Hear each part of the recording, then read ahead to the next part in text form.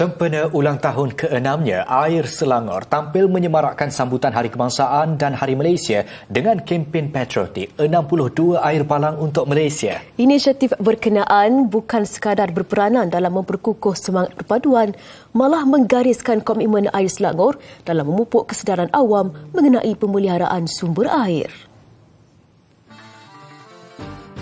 Berkolaborasi dengan Media Prima Audio melalui acara ikonik Keretapi Sarung 2025, kempen terbabit menghimpunkan ribuan peserta berpakaian tradisional menaiki pengangkutan awam sebagai simbol meraikan pelbagai budaya Malaysia.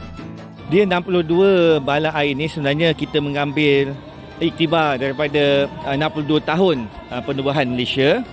Coincidentally, Air Selangor ni pun 6 tahun anniversary dia, 6 dengan 6. Dan bila kita kata 62 balang tu sebenarnya is actually balang air.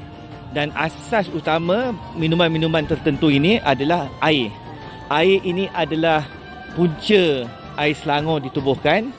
Tambahnya, inisiatif itu bukan sekadar meraikan ulang tahun ke-6 Air Selangor, tetapi juga menzahirkan komitmen berterusannya dalam membekalkan air terawat yang bersih dan selamat kepada pengguna di Selangor, Kuala Lumpur dan Putrajaya. Bagi memupuk kesedaran terhadap penjagaan sumber air, pelbagai aktiviti interaktif dan pameran pendidikan turut dianjurkan selaras dengan matlamat Air Selangor membina hubungan lebih erat bersama komuniti. Peranan Air Selangor sebenarnya adalah untuk membekalkan air terawat. Kita membekalkan air terawat kepada pelanggan kami sebanyak 9.7 juta. 9.7 juta tu di Selangor, di Kuala Lumpur dan Putrajaya. Kita memang nak pelanggan kita, apabila dia buka dari tap tu, dia dapat air yang bersih. Itu sebab kita punya motto kita, tagline kita adalah joy in every drop. Kalau bahasa Melayu dia, setitis air yang bermakna.